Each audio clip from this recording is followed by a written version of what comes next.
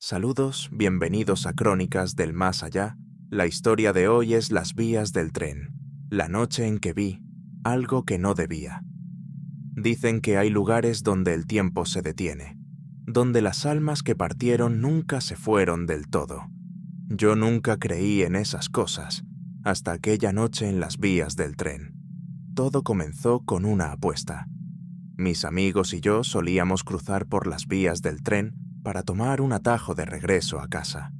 Era un camino peligroso, pero más rápido. Las rieles viejas, la grava suelta y la oscuridad hacían que el ambiente fuera inquietante, pero nunca nos detuvo. Aquella noche, alguien mencionó la historia. Decían que, si caminabas por las vías a medianoche, escucharías pasos siguiéndote. No importaba si estabas solo o acompañado. Siempre los oías. Pero si te atrevías a mirar atrás, algo se quedaba contigo para siempre. Nos reímos. ¿Qué otra cosa podíamos hacer? Sonaba a las típicas historias que los adultos inventaban para asustar a los niños y evitar que jugaran cerca de los trenes.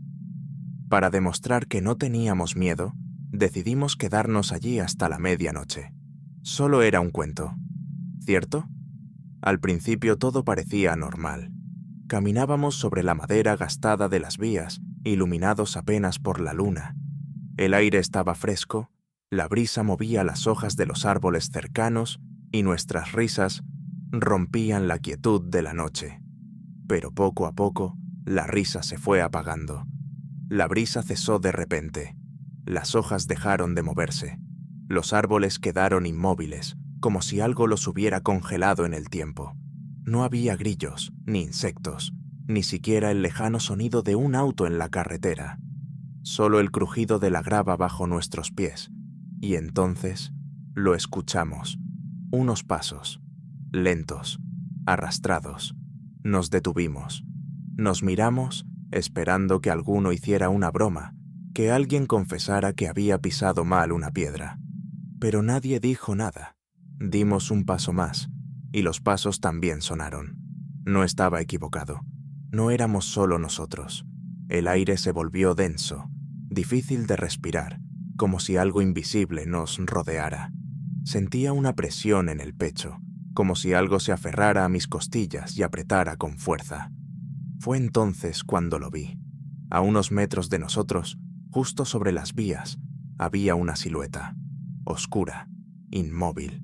No tenía rostro, pero sabía que me estaba mirando. Se quedó ahí, sin moverse, como si nos estuviera esperando. Y entonces, el tren llegó, o al menos eso pensé. El suelo comenzó a vibrar. Un estruendo metálico retumbó en el aire. Era el sonido de un tren acercándose. Sentíamos el eco de las ruedas golpeando contra los rieles, el silbato lejano, agudo, rasgando la noche. Pero cuando miramos, no había nada. No había luces, no había tren. Solo la sombra inmóvil en las vías. Y detrás de ella, otro rostro. Un niño.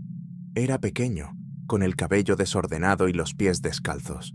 Su piel era pálida, casi azulada, y sus ojos completamente negros. No tenía expresión, pero se veía triste, como si estuviera esperando algo, o a alguien. Y entonces nos señaló. No entendí en ese momento lo que quería decirnos. Mi mente estaba bloqueada por el miedo, por la sensación de que el aire alrededor se volvía más y más frío. Y de pronto, el tren rugió en el aire. No vimos vagones, ni ruedas, ni ventanas. Solo una sombra enorme y oscura que pasó a toda velocidad sobre las vías, como si el viento mismo estuviera arrastrando algo invisible. Un sonido gutural, profundo y vibrante llenó nuestros oídos, como gritos distantes, mezclados con el eco de metal contra metal. Corrimos, no pensamos, no miramos atrás, solo corrimos hasta que nuestros pulmones ardieron y nuestras piernas nos fallaron. Cuando nos detuvimos, las vías estaban vacías. No había tren, no había sombras, no había niño, pero había algo más. Sobre la grava, justo donde habíamos estado parados, había huellas, pequeñas, descalzas y frescas.